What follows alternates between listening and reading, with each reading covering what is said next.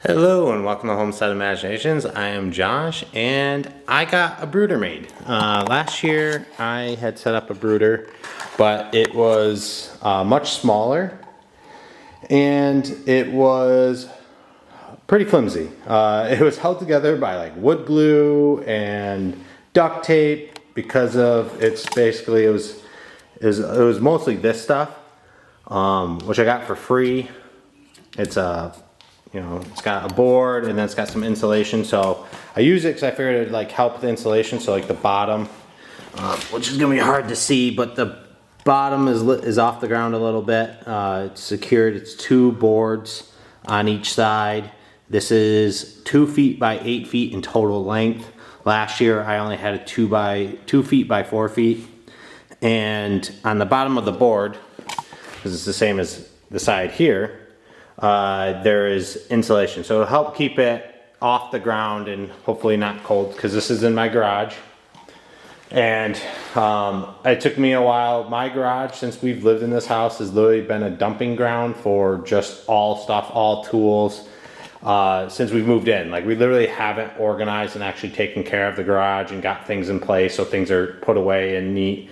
So it's something that I'm working on, trying to get the garage taken care of. But I did get it cleaned. At least this section of the garage is clean. Big mess still to go, but at least made some progress this week because I have chicks coming. I forget how many I ordered. It was either 12 or 14 Rhode Island Red chicks that should be arriving sometime this week. So it could be today, it could be in the next few days. Today is Tuesday the 14th.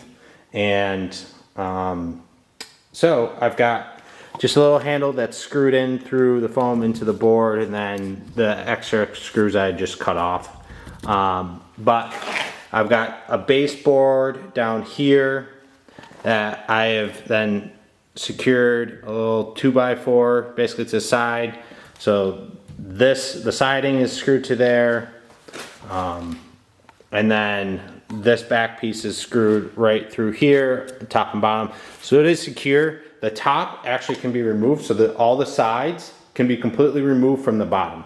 So that'll help with trying to get this moved and put away once we're done using it for the season into a space that will hopefully be all right. This board was in the barn when we bought the place, so I didn't buy any of the materials. The only thing I paid for was the handle and the screws. Otherwise, this was completely free. Like I said, the green boards I found, there's a construction company that throws out like their scraps, and I just picked up some of these scraps because I thought it'd be perfect for a brooder to help keep in the heat. I wanted to have the whole thing be built, even the sides be built with that, but I couldn't get any more that would meet the dimensions that I needed. They were all smaller pieces, so I had this board, so it'll work. So I'm gonna get large pine chips to layer the bottom, so that way when they go to the bathroom it gets soaked into the pine chips. It gives them also a nice soft bedding to kind of like, be walking around, moving around in. And then I'll have their feeder and water in here. This is gonna be tons of space, so I'm actually gonna set up 2 lights. I have 2 lights that I'll hang. They're actually just over there, right here. I'm not kidding. Jeez, my finger's blurry. But either way, it's right there. That's one of them. The other one's right there. I had that orange rope I hung last year. And I actually used my garage door track here. And I just put it up through like one of the holes there. And then just would hang it and just lower it and raise it based off the temperature. I used a little thermometer in here so I knew what the temperature was. So I'm going to put one at each end and hang them from there, so that way they're supported, they won't fall in, nothing could knock them over, anything like that to cause any kind of fire, any hazards, any burning. So I will set them in both end locations so that way they'll have the center to kind of navigate and move around in the brooder freely if they get too warm. So they'll have access to the heat, but also access to cooler areas if they need to. And then they'll have their food and water in here, and they'll be in here. I forget how long it was. Last year it was long for us because I didn't have the coop done, so like they were in here way longer than they should have been, but I think it's like 4 to 6 weeks. I'll have to refresh my memory of like how long they'll stay in the brooder before I move them out. But I already have chickens compared to last year. I didn't have to worry about that, but I have to now consider and set up a separate area in the run for the new chicks to get them acclimated to each other without trying to attack each other, which they eventually will when they do get around each other, because they got to establish their pecking order. But at least they won't try and hurt them. Bye. Have a good day. So yeah, so that's the brooder. I'm really excited. We're basically doubling the amount of chickens I got last year. Last year I got 8. This year I think I got 12, maybe 14. But then I also have 2 more of a different kind, a red sex lynx, which is a cross between a Rhode Island Red and something else. So I'm trying those, but those are coming in as pullets. So, but they don't come in until May. So I don't have to worry about them. But this, I also wanted to do this brooder really big because I'm also going to be using this for when I get into broilers and meat chickens. Like, this is going to be the brooder that I need for that. Normally each year I'm only going to be ordering, say whatever replacements I might need. I mean, at least for right now, like I think the plan is to let the chickens live 3 to 4 years.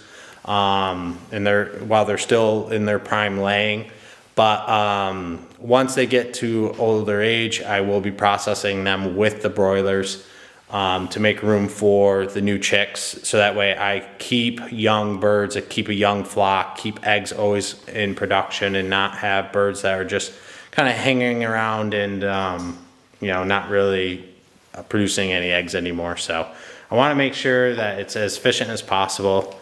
I don't want to be wasteful with my space and the feed and money. So like I'm going to be utilizing that. So like this year, like before I introduce this flock with the old flock, I will be putting like bands or zip ties on the feet of the original birds to distinguish what year I got them. And then like the following year, if I do need to get more, I will then band last year's with a different color band, so I can keep track of them. So that's the goal, is to keep everything at pretty much peak production, so that way the coop space is being maximized, the run space and everything. So this will be really big. I might even like partition like it off like halfway and kind of put a divider up halfway, just to not give them the entire space if they don't need it, because I don't need them getting like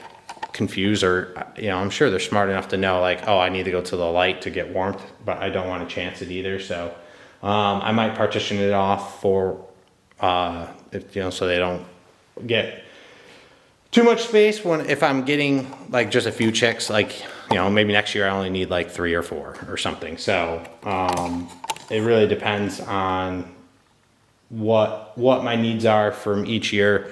I mean, for the coop in the run, I'm basically maximizing what I can have for chickens for space that I feel comfortable with.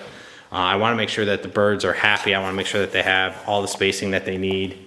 So I'm using guidelines online of like how much space that they need, and I'm also monitoring how their space, and do they have enough space, or are they walking around plenty.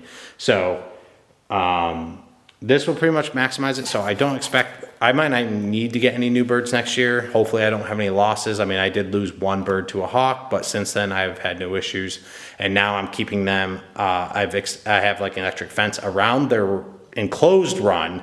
Now I've given them a run basically outside of that with the electric fence that gives them more space and keeps them confined to one area, so they're not walking through the brush and more likely to get attacked by predators. Also, like I've seen them when a bird is flying in the air, like a bigger bird like a hawk, or even I think I've seen them go like, it might have been like a crow. The birds, they'll literally, as soon as they spot it, they run inside the enclosed run. So it's hopefully gonna not have any losses, but you never know. They could also get sick. So I might not get any next year besides the broilers. So, but again, this will be used for broilers as well. I don't know how many I'm gonna start with. When I do start, I don't think it's gonna be this year. It could be late summer, but I don't think so. There's some things I need to get in place. Like we need a freezer. We buy our beef at the Kilcoyne farm that's in my area. Great beef. So if you're in the area, definitely check them out. Try their meat. It's so far better than anything you'll get in the store. And then we'll buy like a quarter cow, and that basically takes up our freezer plus all the other things, and like from the garden, like when we freeze our beans and stuff like that. So we have a little small chest freezer, and that's pretty much like full, and it's a pain to find things because the chest freezer, we needed like a standing big freezer.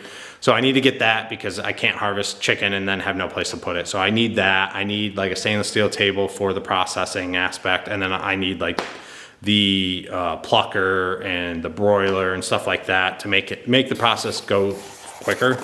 You don't necessarily need to have all those things, but it would definitely save a ton of time. So I need to get that stuff first before we can even consider doing it. Plus then I need to build like a chicken tractor, something that they can basically be hanging out in and hopefully, you know, be protected. I'll get an electric fence around that, and then I'll just keep moving them every day in the yard. So that's the goal. I'll just do multiple batches throughout the summer of broilers once I do get to them. But like I said, I've got some equipment issues that I need to acquire before I can even have the capacity to do it. But that is our main meat that we eat is chicken. So it is something that is coming. I'm hoping at the latest next year. I don't think this year, unless certain things happen and it just makes it where we can do it. But most likely it's gonna happen next year. For the first time. So I'm excited about that. I can't wait to have fresh chicken. And also, like, we pretty much only eat chicken breast, so I'm also excited for like having a little bit more variety, you know, because we'll have the thighs. We'll be able to eat chicken wings more often. So it'll be great. I'm looking forward to the experience, but for right now, we just got layers, and it's been a fun journey with chickens. They're fun to watch. Not the brightest, but they're definitely fun. But I'll catch you next time. Thank you for watching. Thank you for supporting the channel. Like, subscribe, you know, comment down below. It helps the algorithm, helps my videos get out there. And I will catch you next time. Keep the imagination rolling. Bye-bye.